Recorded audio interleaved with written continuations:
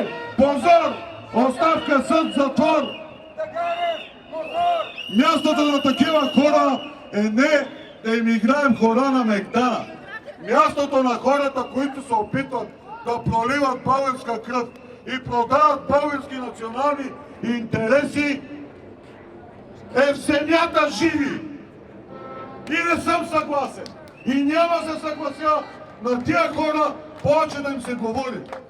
И аз ще ви заровам за Никой не разбира от блага дума. Убедил съм, че след като 5 пъти почукаш на една врата и не ти отворят, е редно да я разбиеш. За да можеш да вадеш за ушите Магарев, който се намира вътре, и да му обясниш, Аджеба, кой си ти да напращаш България във война.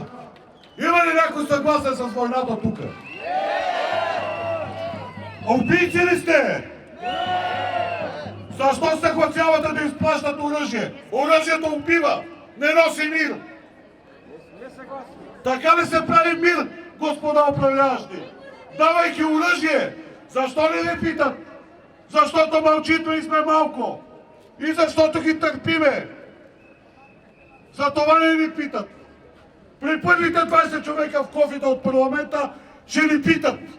Ама вкъщи ще идват да ни питат. Кога ни е удобно? До кога бе, народе? Ай, събудете се вече! 2 сина имам. И няма да дам нито парче от техната земя, нито тяхната кръв да пои земята. Трябва да минат през мен и през вас. А от вас зависи дали ще позволите. Не забравяйте най-важното. Историята се твори от вас. Сега, днес, тук, утре, други ден, до откат на вас, на всеки един от вас, отрежда този момент да защитавате България. И вие не сте я наследили. Не сте я наследили. Вие сме я взели назаем от децата си. Какво ще им дадете утре, бе? Ядосайте се, бе!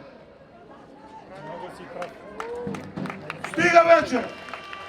Избори не решават нещата! Нищо не решава нещата! Единствено и само революция решава нещата!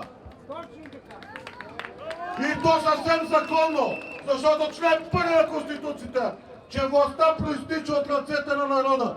Вие народ ли сте или сте електорат? Какво сте? Не чух!